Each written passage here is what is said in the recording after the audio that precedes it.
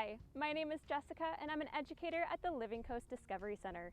Today, I'd like to introduce you to an outdoor activity that is widely popular throughout Southern California, but many people have never heard of it. It's called herping. Have you ever been walking on a trail and seen a lizard scurry by? Or even a snake slither into the bushes? Herping is the act of going out into the wild and looking for reptiles and amphibians. While some of you avoid them at all costs, others seek them out. I want to take away the negative stigma of them being creepy, crawly, scary creatures and show you just how uniquely amazing they are. So stick with me and learn all about reptiles and amphibians. So, what is a herp? A herp is a group of animals that include reptiles and amphibians. Some examples of reptiles would be snakes, lizards, turtles and tortoises. Some examples of amphibians would be frogs, toads, salamanders, and a less known species, the Sicilian. Today I'm out in Hamul in search for reptiles and amphibians. Here we have the chaparral and riparian habitats, which is home to one species of lizard I'm in search for, the horned lizard. So let's go see what we can find.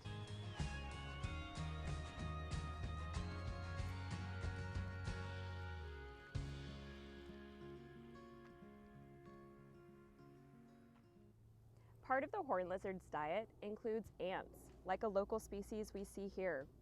So when I come across ants on a trail, I'm going to keep my eyes open for horned lizards in the surrounding areas, including these tall grasses.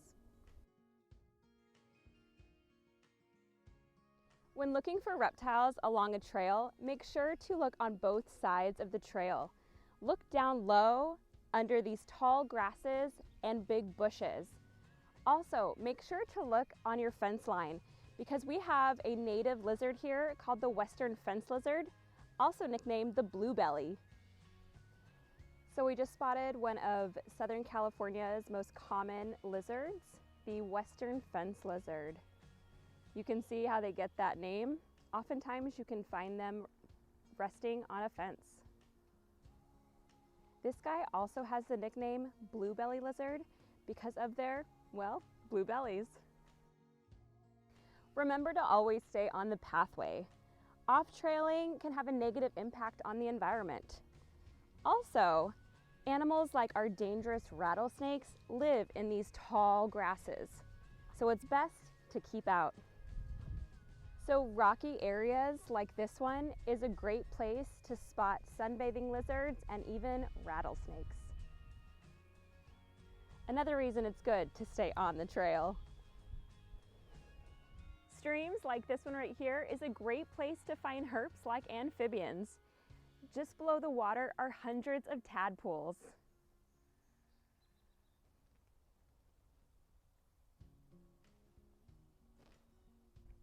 So I just spotted a lizard sunbathing on one of these rocks behind me.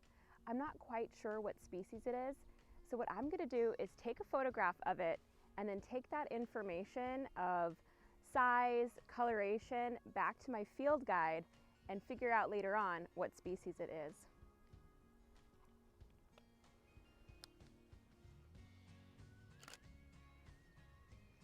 Perfect.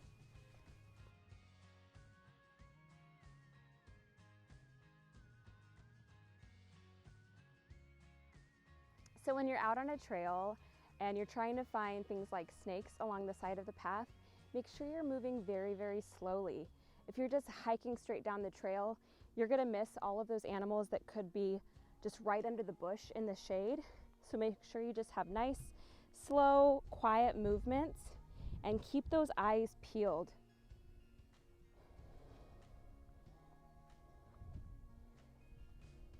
So this is a great example of a place where I would look for snakes.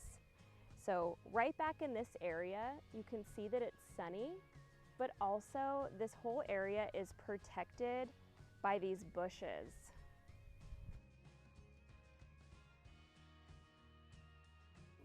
So a good way to know that you're in an area that has snakes around is by looking at the trail patterns. So this is a potential snake pattern that's crossing the trail.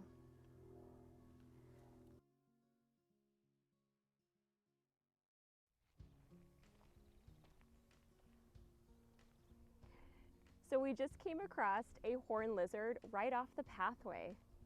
Now, this is a species of special concern, so we don't want to get too close to it. We don't want to harass it in any way, and we definitely don't want to pick it up. But if you notice close to the grasses, you can see a medium-sized lizard with some horns on his head. This is called a horned lizard or a horny toad. You can see how they get their name with those long horns on their head. Now, this species is in decline for a couple of reasons. One being the illegal pet trade. While these guys are really unique, unfortunately they're overtaken from the wild, and that's one of the reasons their numbers have declined. One of the reasons for the horned lizard decline is because of the invasive Argentine ant that is competing for these natural resources that our local species of ants need. Unfortunately, the horned lizard cannot eat this invasive species of Argentine ant.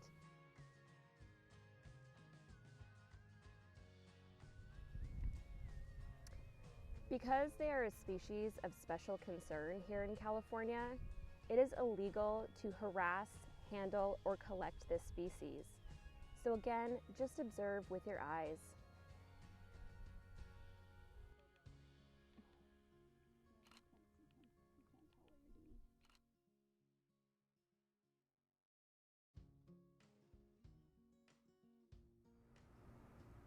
Some other herp species you might find throughout Southern California are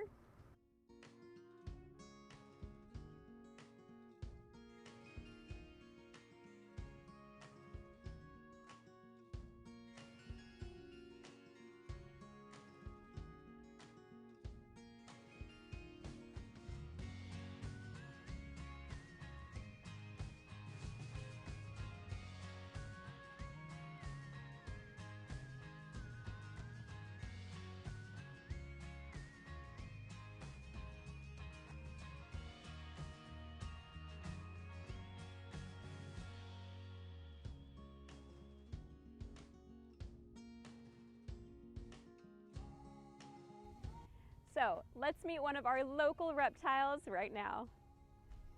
This is a Rosy boa, a native snake found all throughout Southern California. You can find this species from our coastal habitats all the way to the deserts.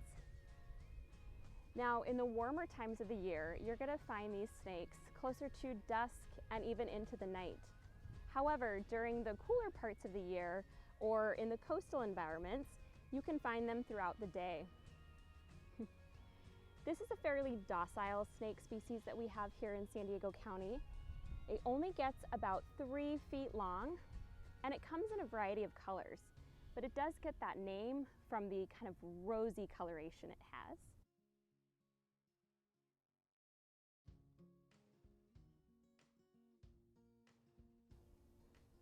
You can see they're flicking out that tongue. That's actually him sensing his environment. They put that tongue out and collect all the information from the environment, bring it back into their mouths, up into their organ called the Jacobson's organ, and it gives them information like if there's predators or prey around. This harmless snake is docile in nature and is actually really beneficial for our environment because they eat rodents. So think about that next time you're out in the environment and you see a snake. They're just population control for our rodents. Here is another type of reptile you can find in Southern California, but not right here in San Diego. It's called a chuckwalla. This lizard species can be found further east in the desert regions. If you look at its coloration, you can tell he can blend right into his rocky and sandy habitats. This unique-looking lizard is actually a type of iguana. Named after its flat body shape, it uses this shape to run really fast to get away from predators like coyotes and hawks. When running from a predator, they will run into a rock crevice, inflate their lungs to puff up their body, and wedge themselves in so predators cannot get to them. At up to 18 inches long, they are the second largest lizard species we have here in the US. If you're out in the desert habitats like the Mojave Desert, keep your eyes peeled for sunbathing chuckwallas. This is a California king snake. a local snake found right here in Southern California. While California king snakes are found throughout California, other species of king snake are found throughout North America. This non-venomous snake is unique in the fact that it eats venomous snakes like our local rattlesnake. That's how they get the name king snake. Now, if you notice its coloration pattern, they can be browns and blacks, or they can have more vibrant color, but they all have these unique bands to them.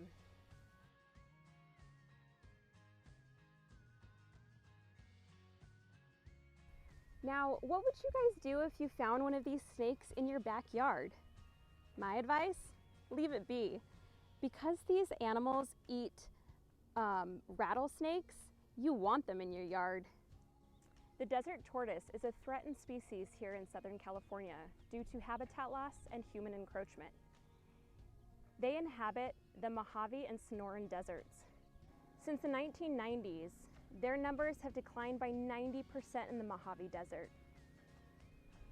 Now, you might not always see them out in the wild, and that's because they spend about 95% of their life in their burrows underground. This species starts off small and grows their entire life, and they can live up to 80 years old.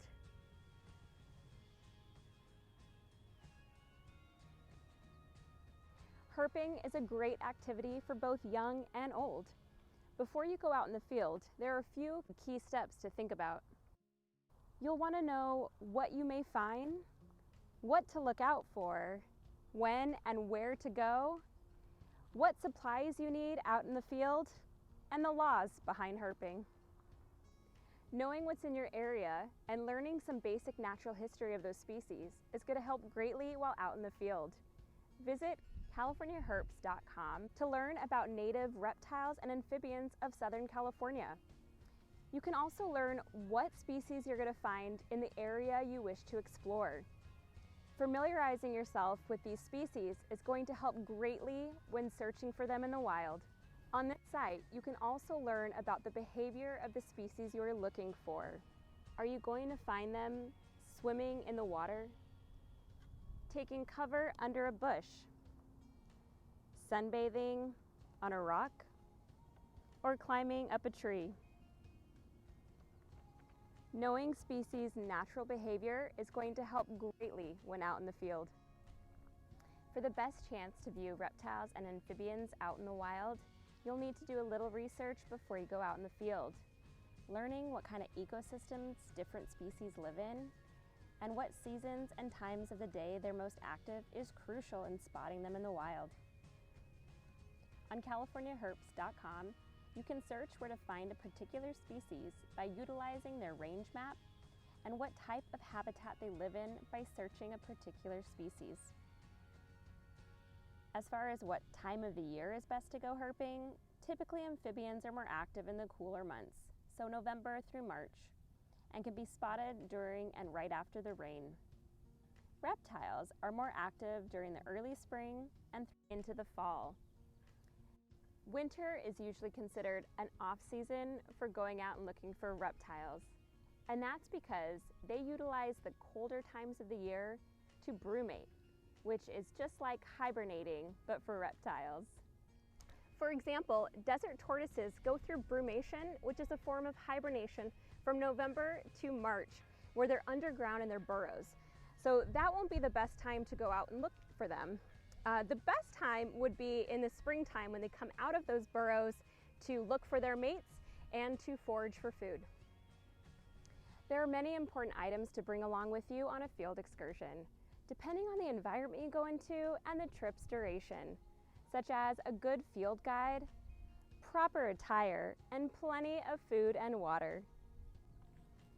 A good, sturdy pair of hiking boots is essential. Long pants and a long shirt to protect you from the elements, as well as thick socks.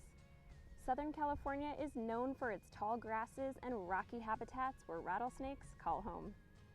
A rattlesnake bite is perhaps the biggest concern for adventuring herpetologists. This is where a good pair of hiking boots, thick socks, and snake guards is fundamental to being safe in the field.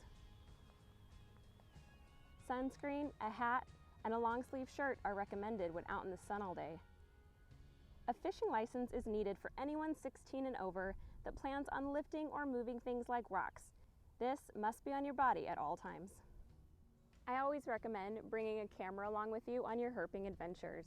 Not only do you get to record all of the animals that you spot that day, but you'll have beautiful images to take home, and you're causing less of a disturbance to the environment and to those species.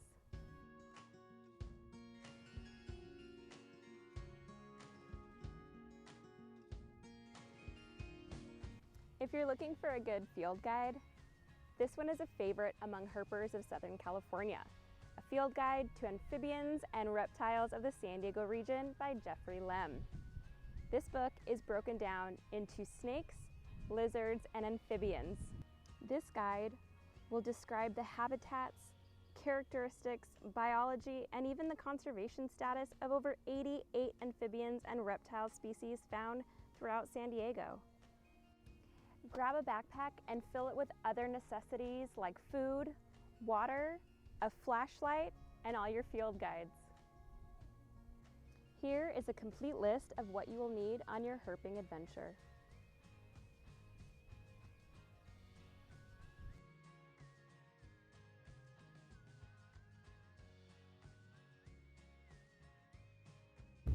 Careful research should be done on both local and state laws pertaining to herps. For more information, go to californiaherps.com. Here you can learn all about the regulations pertaining to herps. Every state has their own list of protected species in that area, where it is illegal to handle, harass, or collect these species.